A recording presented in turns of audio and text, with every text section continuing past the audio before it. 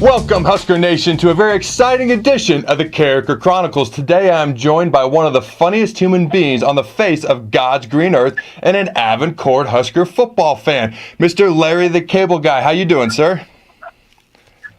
Adam Carriker, you know I love you. I practically raised your kids. That's the truth. I can't argue with that. That's why they're so well behaved. Well, I hope you hear me okay. I'm in my truck headed down to see somebody in the hospital down here. So, Yeah. I had this interview set where I was going to time it out perfectly. And then you called me up and said we got to delay it 15 minutes. So now I'm in my truck. Minor family emergencies.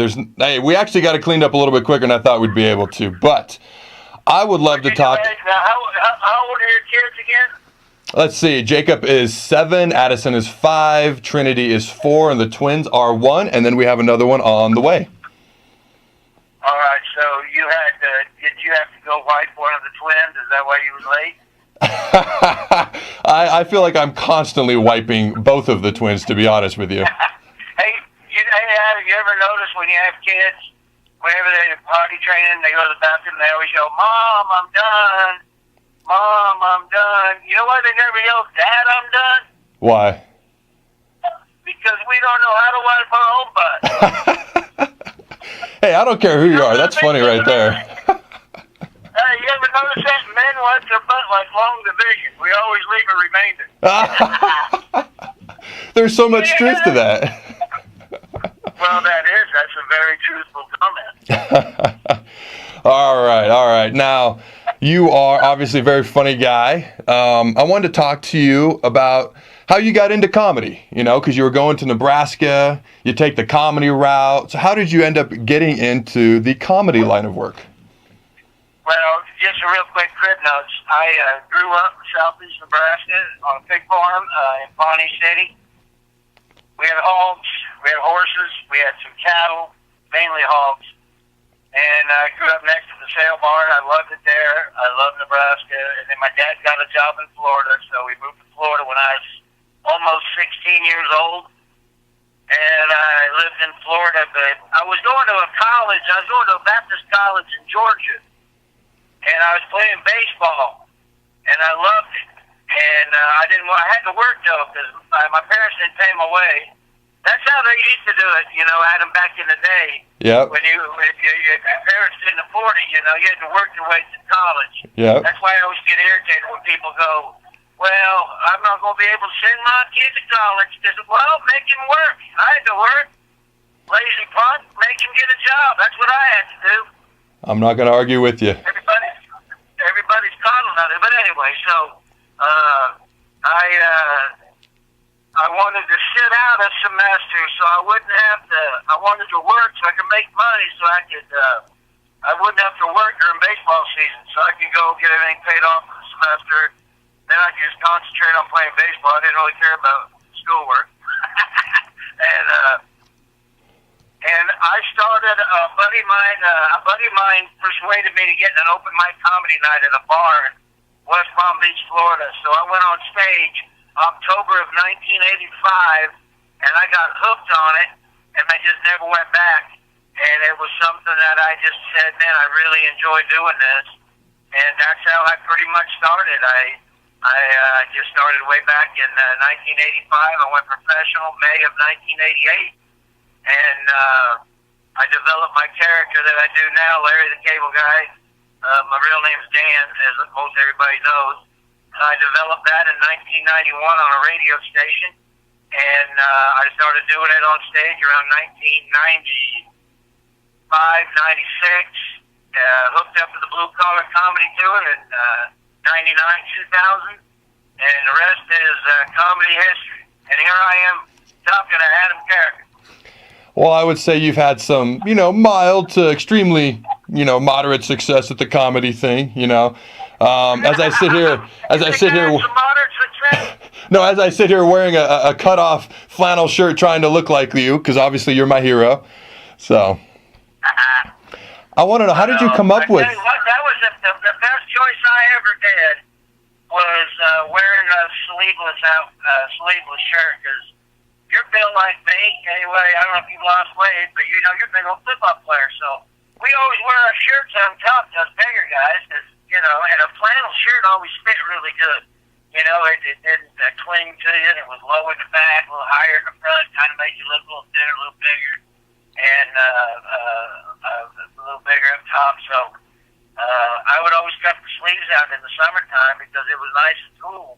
And I guess kind of got pigeonholed and stuck in the guy with the sleeveless outfit. So the cool thing about that is now, no matter where I go, I don't have to dress up because if they invite me as Larry the Cable Guy, they're disappointed if I don't show up with something sleeveless on. And if I go as myself, I never really used to dress up anyway when I was a kid because I lived in Florida and I always wore shorts and T-shirts and shirts with no sleeves. So I'm good either way. I don't have to dress up for anything anymore. Well, you and I pretty much are identical twins. And here's something people may not know about myself. I used to walk around in the middle of Nebraska winters on campus in shorts and a cut-off workout shirt. It wasn't flannel, but a cut-off workout shirt. So I'm right there with you on the cut-off shirt, man. Well, yeah, but we can do that because we got a little extra padding. So, us big guys, we walk outside when it's 35 degrees, and we're like, oh, man, it's nice out here today. It gets to be 50, 45, 50 degrees. I mean, we get hot. Hey, truer words have never been spoken. That is so true. But I got to ask you, how did you come up with Larry the Cable Guy? And so you grew up in Pawnee, Nebraska until you went to Florida. And us Nebraskans, we're not known for having an accent, but Larry has a bit of an accent. So how did that develop as well? Well, I always tell everybody that me, Dan Whitney, I am from Nebraska. Larry the Cable Guy is from Florida. That's where I came up with that. I grew up, when I went to Florida, I gravitated toward all the cracker kids. Because I'm a country kid. And so when I moved to Florida, I gravitated all the kids that lived out. When I first moved down there, I moved to West Palm Beach, Florida. And I hated it at first until I went to school and I had, there was I went from a class of 30 to a class of 116. And, there were 16 girls when I went to school in Pawnee. I had about 85 to choose from. So there was a lot more girls, when you're 16 years old, you're looking at the ladies.